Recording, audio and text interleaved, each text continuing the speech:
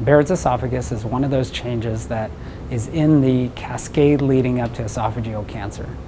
Essentially, in my mind, I see it as an evolutionary change in the esophagus. The esophagus is not equipped to handle acid, and so with prolonged acid exposure, the esophagus begins to adapt and look a lot like the lining of the stomach. This change doesn't happen over decades or centuries like typically we think of evolution, but it happens over a lifetime, and it's disorganized and can lead to cancer. And so this is one of the big signals we know that these patients can progress on to cancer.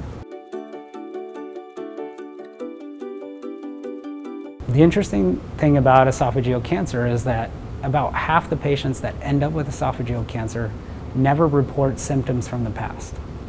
But now that we're starting to screen more patients and scope more patients, we're starting to find the cancers earlier before they progress on to something that has to go to surgery or needs chemotherapy. And so we can get them in an earlier stage. The symptoms that would really cause somebody to think that there's cancer is when they have difficulty eating.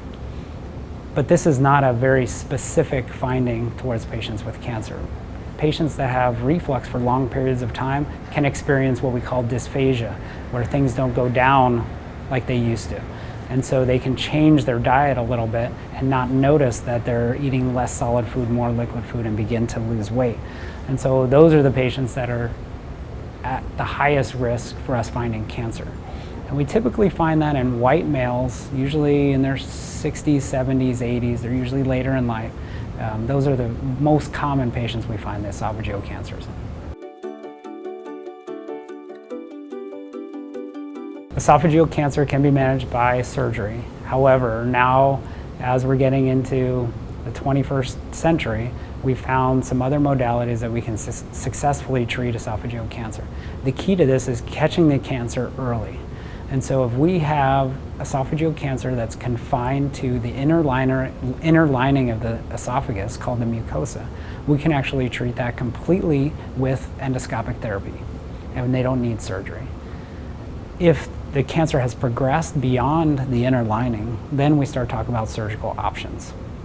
The problem with surgical options is that this surgery requires the surgeon to go in through the abdomen, the chest, and sometimes in the neck, which causes the surgery to have a high morbidity, which means complication rate, and mortality rate. And so these cancers need to be dealt with in a big center like Baylor that has a multidisciplinary team that can address all these problems that can manifest from the surgery and are comfortable dealing with the complications.